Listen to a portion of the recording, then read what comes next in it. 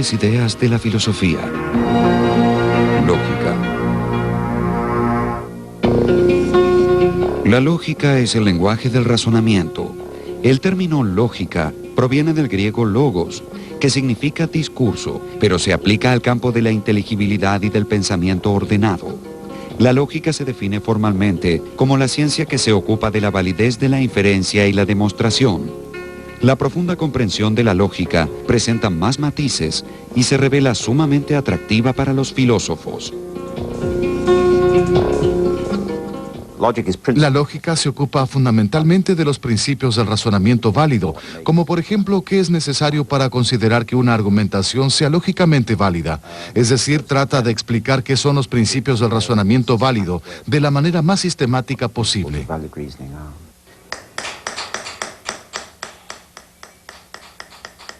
Al ser implementada por un hábil profesional, la lógica se convierte en una poderosa herramienta para interrogar al mundo en el que vivimos.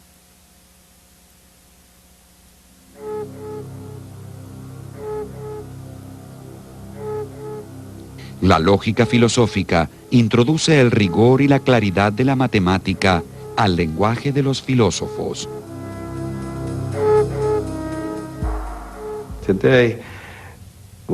Hoy en día, cuando hablamos de lógica, solemos referirnos en realidad a una rama de la matemática. Cuando los filósofos hablan de la lógica, se refieren a la lógica moderna, que antes solía llamarse lógica simbólica, pero se la denomina habitualmente lógica matemática.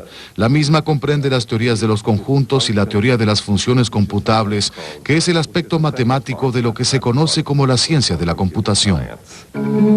Como medio para describir el pensamiento racional, la lógica trasciende muchos límites filosóficos y se adentra en el campo de la metafísica, la epistemología y la filosofía de la mente y del lenguaje.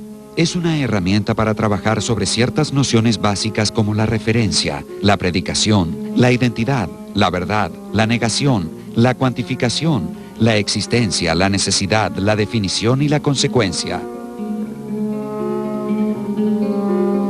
El origen de la lógica se remonta a Aristóteles, quien vivió en la edad de oro de la cultura griega en el siglo IV a.C. Sus reflexiones sobre la lógica pueden apreciarse en algunas de sus obras, entre las que podemos mencionar primeros analíticos, segundos analíticos, categorías y sobre la interpretación, que en conjunto se conocen bajo el nombre de órganon.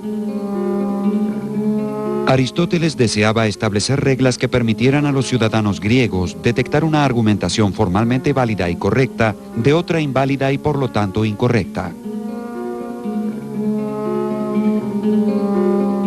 El principio de no contradicción y del tercero excluido son fundamentales en la lógica aristotélica.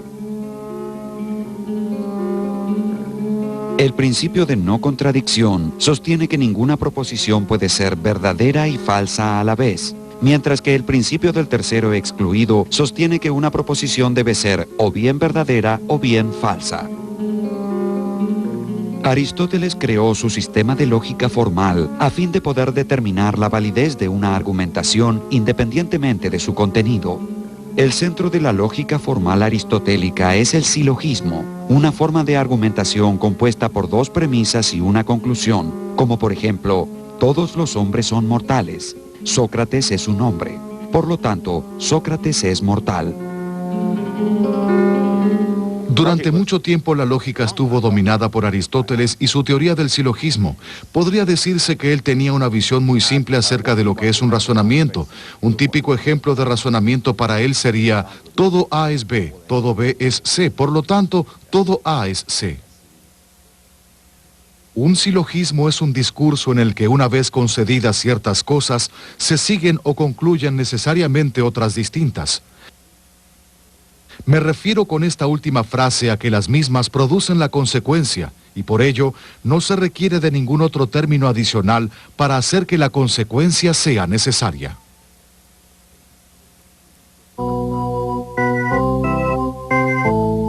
En el silogismo aristotélico, la conclusión se deduce de las premisas. Si no sabemos que Sócrates es mortal, entonces el hecho de que todos los hombres sean mortales y que Sócrates sea un hombre puede ofrecerse como prueba para afirmar que efectivamente Sócrates es mortal. Este es un razonamiento deductivo, es decir, que la conclusión es la consecuencia necesaria de las premisas. La característica de un silogismo deductivo exitoso consiste en que al ser ejecutado correctamente, no pueden inferirse conclusiones falsas de premisas verdaderas. Tomemos el siguiente ejemplo. Todos los árboles son plantas. Todos los robles son árboles. Todos los robles son plantas. Podemos formalizar este razonamiento y expresarlo de esta manera. Todo M es P. Todo S es M. Por lo tanto, todo S es P. Esta forma de argumentación es válida y su validez es totalmente independiente de la verdad de los enunciados que la componen. Por ejemplo, tomemos un razonamiento tan discutible como el siguiente. Todos los árboles son ángeles. Todos los pájaros son árboles. Por lo tanto, todos los pájaros son ángeles. A pesar de las apariencias, este razonamiento es formalmente válido, aunque sus premisas y conclusión sean falsas. Asimismo, también puede ser válido un razonamiento con premisas falsas y conclusión verdadera. Todos los árboles son flores. Todos los claveles son árboles. Por lo tanto, todos los claveles son flores. La otra forma básica de razonamiento lógico es el inductivo, que establece cómo inferir generalizaciones confiables de los hechos observables.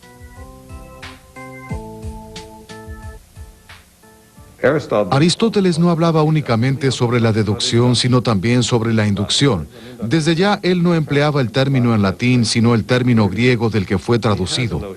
Si bien no tiene una explicación satisfactoria acerca de la inducción, considera que la ciencia requiere tanto del conocimiento deductivo como del inductivo. Menciona como ejemplo, creo que es en Segundos Analíticos, la siguiente situación. Hay personas que están muriendo a causa de una sustancia venenosa, pero no se sabe cuál es. De pronto surge la hipótesis de que es debido a algo que están comiendo, algo que es venenoso. Él usa una metáfora muy gráfica y compara el pasaje de tener datos desordenados a construir una hipótesis con un ejército en retirada. De pronto, mientras están retirando las tropas, un valiente soldado se pone de pie y dice, «No, pónganse de pie conmigo. Nosotros podemos vencer a estos hombres». Y luego el ejército se organiza y vence la batalla. Al pasar de lo particular a lo general, un razonamiento inductivo no puede garantizar la transferencia de la verdad de las premisas a su conclusión. Tomemos el siguiente ejemplo en el que tanto las premisas como la conclusión son verdaderas. Esta barra de plata es metal y es conductor de electricidad. Esta barra de oro es metal y es conductor de electricidad. Esta barra de cobre es metal y es conductor de electricidad. Por lo tanto, concluimos inductivamente que todo lo que es metal es también conductor de electricidad. Si encontramos un razonamiento deductivo que tenga premisas verdaderas y conclusión falsa, decimos que dicha forma es inválida. Pero observemos qué sucede si lo intentamos con un razonamiento inductivo. Esta barra de plata es metal y es sólida. Esta barra de oro es metal y es sólida. Esta barra de cobre es metal y es sólida. Por lo tanto, todo lo que es metal es sólido.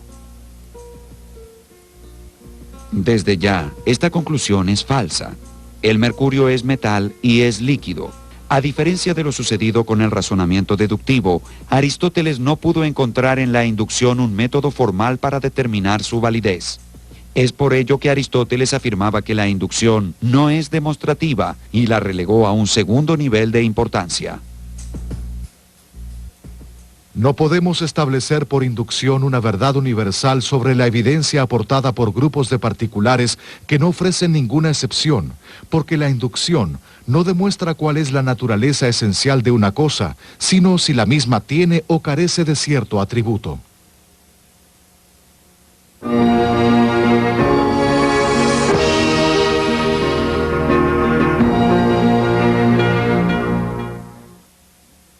Si bien la lógica aristotélica es fundacional según los parámetros modernos, no se considera que dicho sistema sea fuerte.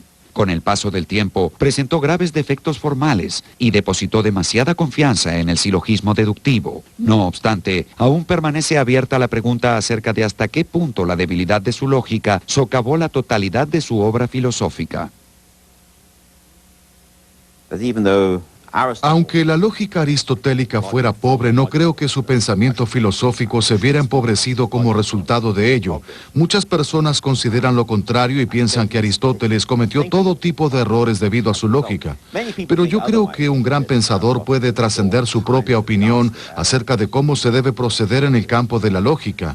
Aunque uno considere que esta sea la manera en que debe realizarse un razonamiento lógico, uno va a razonar de la manera en que le parezca que lo debe hacer, independientemente de lo que piense acerca de cómo se debería proceder. Una de las restricciones del sistema aristotélico fue combinar dos proposiciones para dar lugar a una tercera más compleja. Los filósofos estoicos, que prosperaron en Atenas aproximadamente 20 años después de la muerte de Aristóteles, crearon una lógica proposicional que estudiaba enunciados en cuanto son necesariamente verdaderos o falsos y las condiciones de su verdad o falsedad. Hay dos tipos fundamentales de lógica: la lógica proposicional y la lógica predicativa. La lógica proposicional se ocupa solamente de aquellos enunciados que pueden ser verdaderos o falsos, sin estudiarlos en cuanto a su significado. La lógica predicativa es una herramienta más poderosa, con reglas de inferencia adicionales que pueden presentar variables y expresar equivalencia entre proposiciones como no todas las rosas son rojas y algunas rosas no son rojas. Por supuesto, la lógica predicativa es la lógica de los predicados, y lo notable acerca de la misma es el sistema de variables y cuantificadores que utiliza. Emplea variables simples como X, Y y Z, y cuantificadores como para algunos y para todos. La lógica predicativa se utiliza, de cierta manera, en forma opuesta a la lógica proposicional, en donde tomamos a un enunciado como unidad y no lo analizamos, al que denominamos P, por ejemplo, mientras que en la lógica predicativa analizamos dicho enunciado dividiéndolo en sujeto y predicado.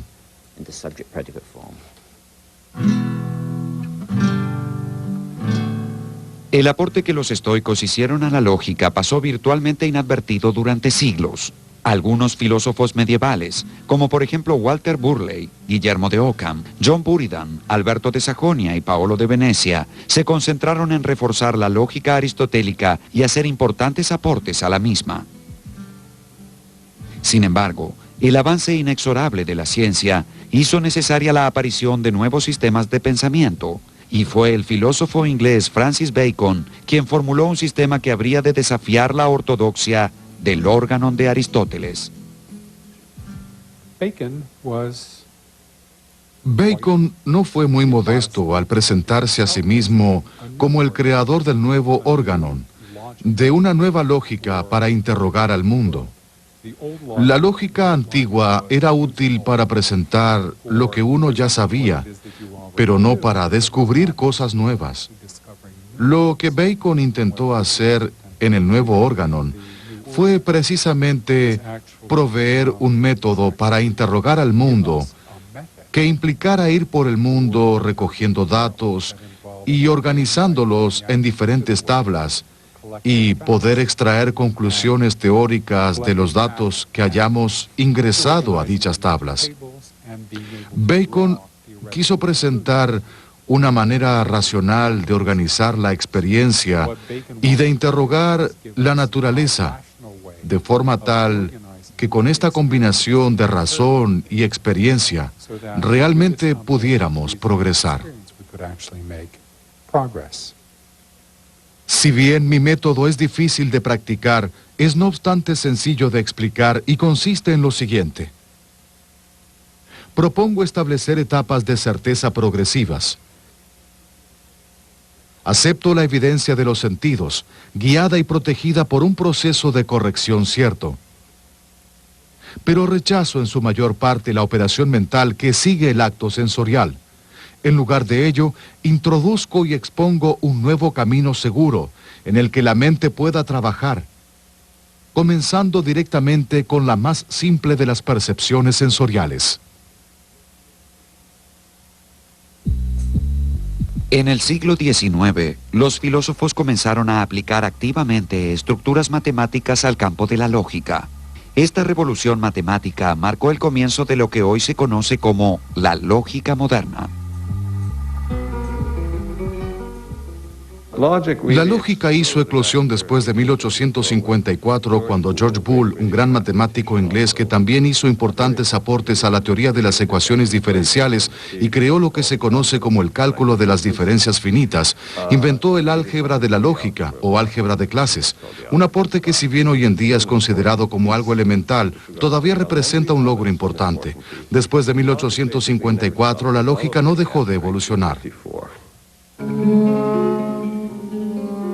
Boole, un matemático autodidacta, amplió la obra del filósofo alemán Gottfried Leibniz y creó la primera álgebra de la lógica.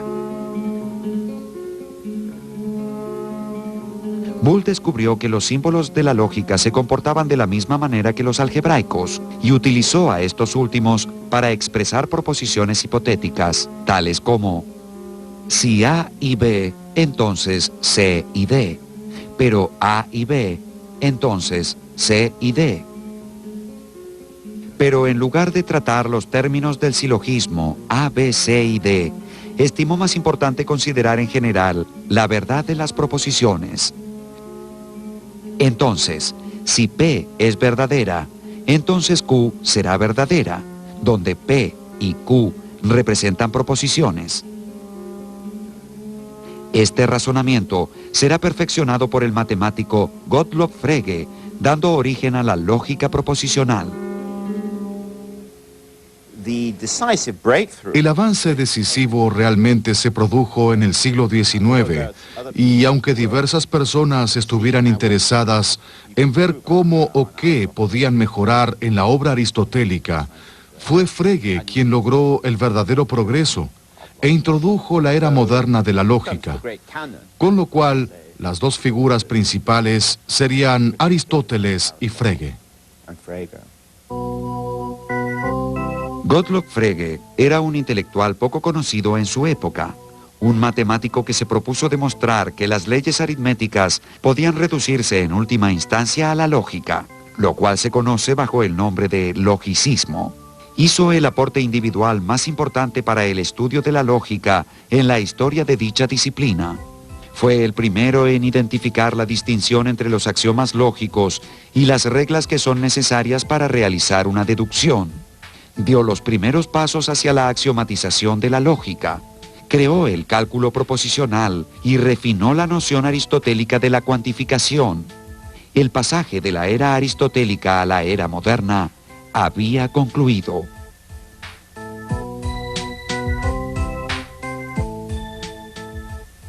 Aristóteles tenía una visión muy simple acerca de qué tipos de enunciados podrían incluirse en un razonamiento lógico.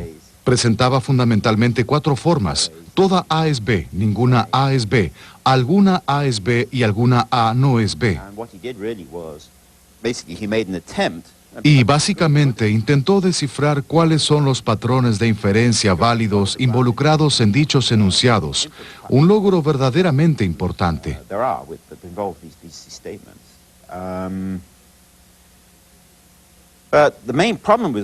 Pero el principal problema con la lógica es que presentaba una visión muy empobrecida de lo que puede afirmarse.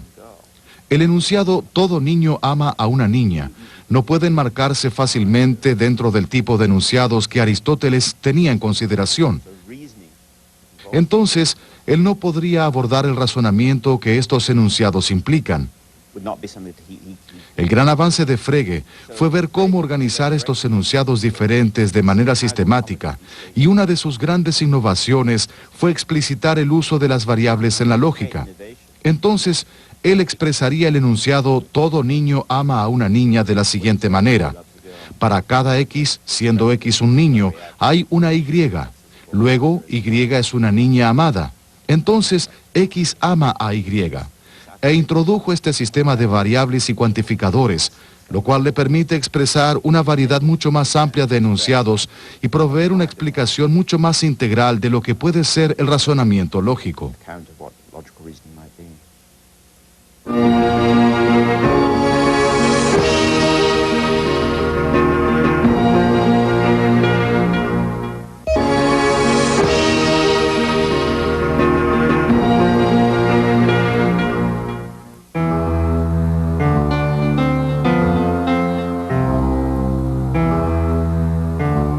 Gracias a Boole y Frege, los filósofos desarrollaron una notación más rigurosa para el análisis lógico. Según la lógica aristotélica, en un razonamiento la verdad de la conclusión está implicada en la verdad de las premisas. Por lo tanto, es posible convertir cualquier razonamiento en un condicional respetando la estructura si-entonces. Si las premisas son verdaderas, entonces la conclusión también será verdadera, lo cual puede simbolizarse así. P expresa las premisas en conjunción, Q la conclusión, y el símbolo entre las mismas, la relación entre ambas. Por ejemplo, la afirmación, si corro, entonces me canso, puede simbolizarse de dicha manera. Aquí el antecedente, si corro, es condición suficiente, pero no necesaria, para que se cumpla el consecuente, entonces me canso. Es decir, que es suficiente que corra para que me canse, pero no necesario, porque puedo cansarme por cualquier otra causa. Una condición suficiente es aquella que, siendo verdadera, implica necesariamente que sus consecuencias también lo sean, pero no ocurre lo mismo a la inversa. El consecuente puede ser verdadero y el antecedente falso, sin afectar el valor de verdad del condicional. Este tipo de análisis es fundamental dentro de la filosofía moderna. La obra monumental de Frege, Los fundamentos de la aritmética, influyó profundamente al filósofo inglés Bertrand Russell. Su obra Principia Mathematica, escrita en colaboración con su mentor Alfred North Whitehead, le debió mucho a la obra pionera de Frege. Junto con el Organon de Aristóteles, Principia Mathematica es sin dudas la obra más influyente dentro del campo de la lógica. En ella, Russell retomó el desarrollo del logicismo iniciado por Frege. Frege es una figura sumamente importante debido a que anticipó la reducción de la matemática a la lógica simbólica, y se discute si se trata realmente de una reducción. Pero había una falla en su sistema. Russell le escribió una famosa carta en la que le señalaba que la denominada paradoja de Russell podía verificarse en el sistema de Frege, lo cual representaba una verdadera inconsistencia e hizo que Frege desistiera de su teoría. Russell formuló la paradoja que encontró en la lógica de Frege de la siguiente manera. La clase de todas las clases que no pertenecen a sí mismas, pertenece a sí misma, si y solo si no pertenece a sí misma. La crítica que Russell le hizo a Frege, hoy conocida como la paradoja de Russell, es uno de los tantos dilemas, falacias y paradojas que ponen a prueba la verdadera capacidad de los lógicos. Dentro de las más conocidas, podemos mencionar a la infame paradoja del mentiroso, que ha cautivado a los filósofos desde que Epiménides de Creta declarara que todos los cretenses eran mentirosos.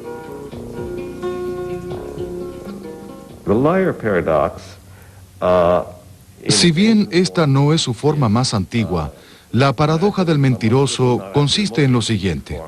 Supongamos que escribo en una hoja de papel una única oración que dice: la única frase en esta hoja de papel es falsa. O también, la única frase en esta hoja de papel no es verdadera. Y usted pregunta si la única frase en esa hoja de papel es verdadera. Respondería que si lo fuera, entonces no lo sería, porque eso es lo que dice la frase misma. Entonces, por oposición, podemos decir que no es verdadera. Pero es la única frase en esa hoja de papel. Entonces, es verdadera. Los círculos viciosos surgen de suponer que un conjunto de objetos puede contener miembros que solo pueden definirse a través del conjunto como un todo. El enfoque de Bertrand Russell sobre el lenguaje fue retomado por el lógico polaco Alfred Tarski, fundador de la lógica semántica. Su aporte más importante es su teoría semántica de la verdad.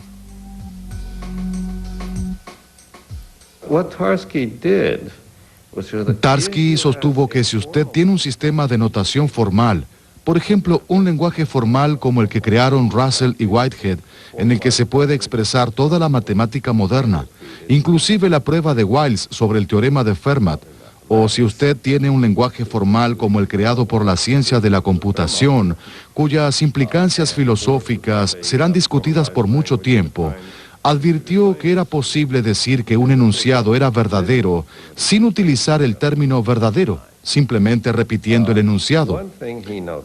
Uno puede decir que el enunciado "la nieve es blanca" es verdadero, pero no hay necesidad de mencionar la palabra verdadero. Simplemente diremos "la nieve es blanca". Entonces, ¿para qué necesitamos el término verdadero? Las personas no han advertido que el lenguaje sobre el cual hablamos no debe coincidir necesariamente con el lenguaje con el que hablamos. Han desarrollado una semántica del lenguaje en este mismo lenguaje y en términos generales procedieron como si solo hubiera un tipo de lenguaje en el mundo.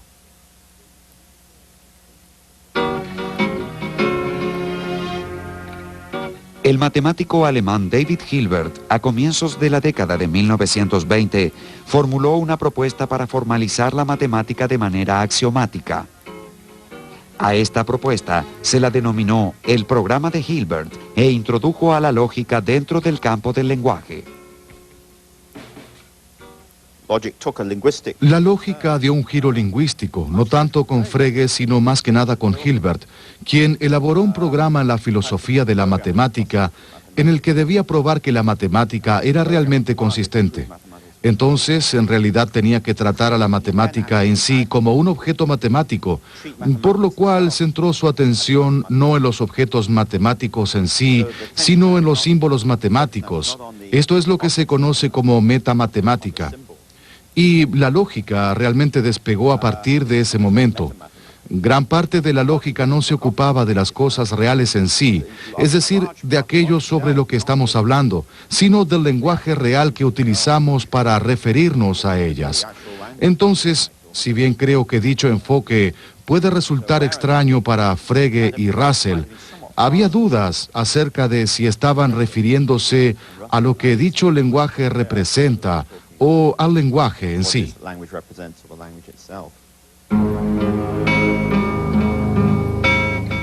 El programa de Hilbert ejerció una influencia decisiva sobre el matemático y lógico checo Kurt Gödel, quien sostenía que todos los sistemas lógicos eran esencialmente incompletos. A medida que la matemática fue alejándose de la visión euclidiana tradicional, los matemáticos buscaron nuevas formas de desentrañar las posibles inconsistencias internas de su obra. Querían ver si podían excluir la posibilidad de que para un teorema ya probado también pudiera verificarse un teorema opuesto, haciendo que su sistema careciera de sentido. Para ello era necesario garantizar la integridad de sus sistemas, es decir, que hubiese una manera de probarlo o refutarlo. Esto podría ser difícil para un teorema en particular, pero los matemáticos estaban convencidos de que era cierto en principio. La visión de Gödel es la siguiente. Esta es la paradoja del mentiroso, a menos que no se verifique que un enunciado o su negación debe ser demostrable.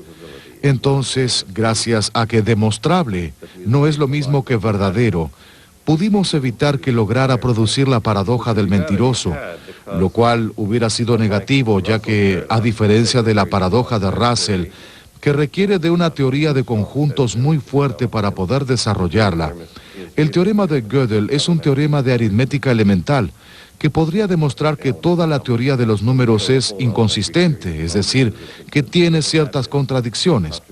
Es como si Gödel hubiese estado jugando al juego de la gallina para ver cuán cerca podía estar de probar que existen inconsistencias en la parte más elemental de la matemática, y en lugar de chocar contra la pared o contra otro automóvil, produjo esta maravillosa paradoja, cuyo significado será objeto de análisis filosófico por siempre. Gödel demostró que un sistema axiomático formal sencillamente no puede ser consistente y completo a la vez. O bien no puede probarse todo dentro de un sistema particular, o no se puede garantizar que no haya alguna contradicción. Para los matemáticos no podían ocurrir ambas cosas a la vez. Creo que después de Russell, la figura más importante fue Gödel. Ello se debe principalmente no solo a sus grandes logros en el campo de la metamatemática, sino a los resultados obtenidos sobre los límites de los sistemas formales. Presentó un sistema matemático mediante el cual es posible referirse razonablemente acerca de los números. Pero el hecho de si es o no consistente no puede probarse dentro del sistema. Y también demostró que si es consistente, entonces habrá ciertos enunciados dentro del sistema para los que no será posible comprobar si son verdaderos o falsos. Esta sería una formulación bien elemental acerca de los resultados de Gödel, que fueron un logro extraordinario de enorme significado filosófico. No es posible afirmar con certeza sobre ningún sistema formal que todas las consideraciones conceptuales pueden representarse dentro del mismo.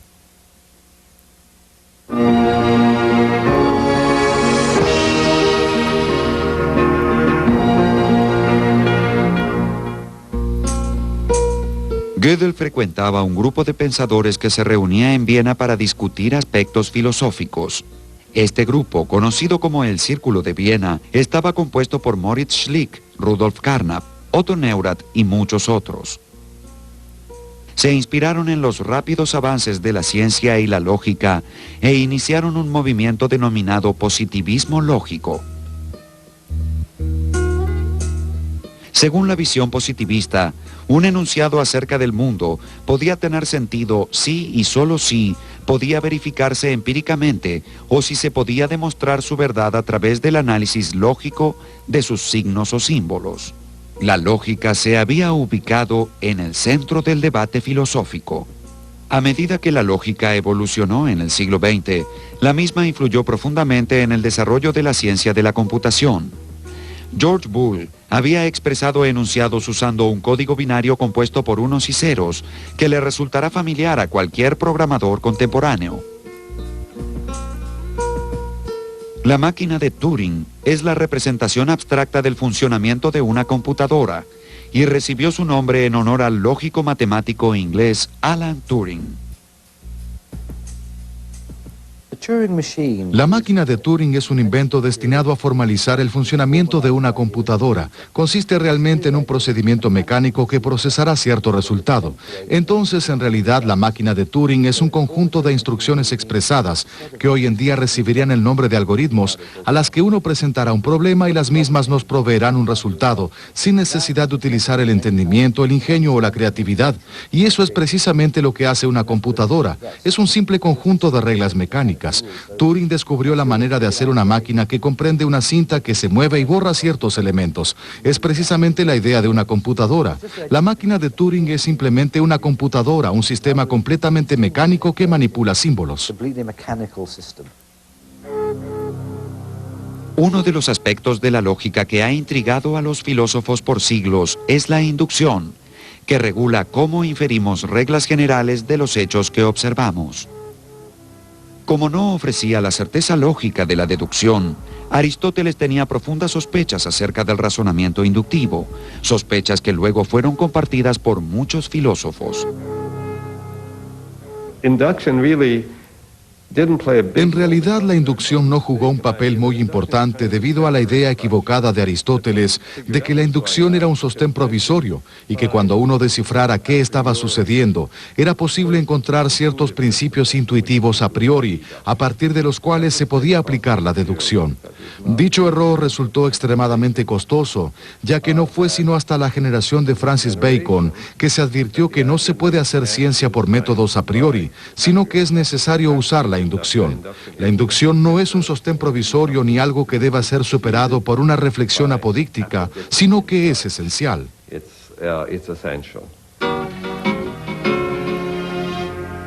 La importancia del papel de la inducción para la ciencia, según la cual las hipótesis están respaldadas por la acumulación de evidencia, instó a muchos filósofos a intentar ubicarla dentro del razonamiento válido, en caso de que ello fuera posible.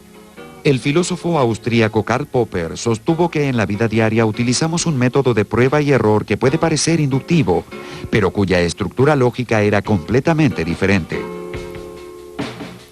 Peter Strawson sostuvo que la inducción no debía hacerse pasar por la deducción para ser considerada válida, ya que existe un principio de uniformidad en la naturaleza que convalida las conclusiones del razonamiento inductivo. El filósofo estadounidense Nelson Goodman argumentó que no era posible crear un sistema formal de lógica inductiva, ya que para cada hipótesis confirmada por la evidencia, existe un número infinito de hipótesis alternativas que también podrían ser confirmadas por dicha evidencia.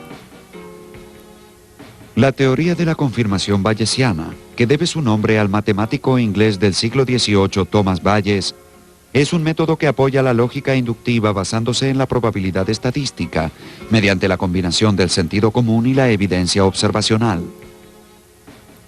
Así como la lógica fue ejerciendo cada vez más influencia sobre la filosofía, también aumentó el número de sistemas destinados a abordar diferentes áreas de investigación. La lógica extensiva fue creada para hacer afirmaciones sobre objetos, relaciones entre objetos y las relaciones en sí. La lógica modal introduce los operadores necesario y posible, pero no tiene en cuenta la existencia de lo necesario o de lo posible. El filósofo estadounidense Clarence Irving Lewis inició el análisis moderno de la modalidad con la publicación en 1918 de su libro Investigación sobre la lógica simbólica.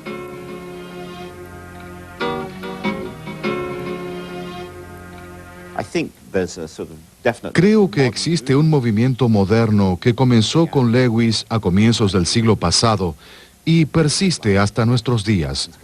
La lógica modal se convirtió en una parte muy importante, no tanto de la filosofía, sino de la ciencia de la computación y de la lingüística.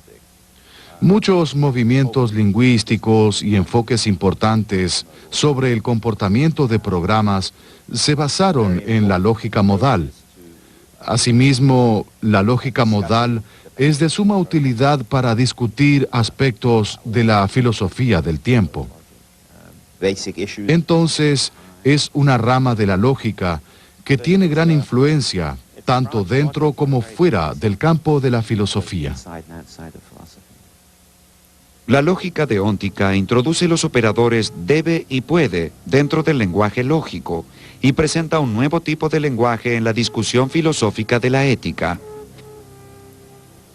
La lógica deóntica analiza el aspecto del deber y trata de comprender proposiciones tales como es obligatorio, está permitido, está prohibido.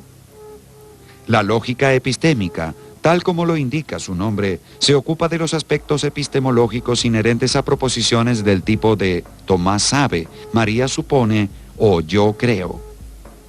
La lógica divergente rechaza el principio del tercero excluido, que desde la época de Aristóteles elimina cualquier posibilidad entre la verdad y la falsedad. A este grupo pertenecen la lógica plurivalente, la lógica universal y la lógica difusa. La lógica plurivalente acepta más de dos valores de verdad, mientras que la lógica universal aspira a construir sistemas válidos para todos los mundos posibles. Por su parte, la lógica difusa reconoce infinitos valores de verdad, y se ha convertido en una herramienta muy importante de la que se está valiendo la economía, donde deben tomarse decisiones en un ambiente de gran incertidumbre. El diálogo constante entre la lógica y la filosofía cuenta con una larga y compleja historia. Uno de los puntos críticos es, ¿dónde debe poner el énfasis la lógica? ¿Sobre el formalismo y el rigor o sobre el contenido semántico? Después de Hilbert pasó a ser muy habitual hablar directamente sobre el lenguaje en sí. Y gran parte de la lógica de hoy en día consiste simplemente en el estudio de los simbolismos. En mi opinión, esto no es del todo bueno. Creo que de cierto modo perdimos el sentido de la inocencia que Frege y Russell tenían y que sería bueno recuperar, ya que el principal interés radica en lo que el lenguaje representa y no en el lenguaje en sí. ¿Por qué no hablar directamente sobre eso? No me opongo a estas investigaciones de orientación lingüística. Simplemente pienso que tal vez hemos dejado algo afuera al concentrarnos tanto en ese aspecto exclusivamente. Para algunos, la lógica representa un gigantesco sistema de reglas y símbolos arcaicos. Para otros, un símbolo de claridad y orden. Tal vez la descripción más acertada sea la de una herramienta absolutamente versátil que se emplea constantemente aun cuando todavía se encuentra en vías de desarrollo. Quizás quien haya logrado capturar mejor la naturaleza de la lógica sea Lewis Carroll, cuando escribió: si ocurrió, puede ser, y si ocurriera, sería, pero como no ocurre, no es. Eso es la lógica.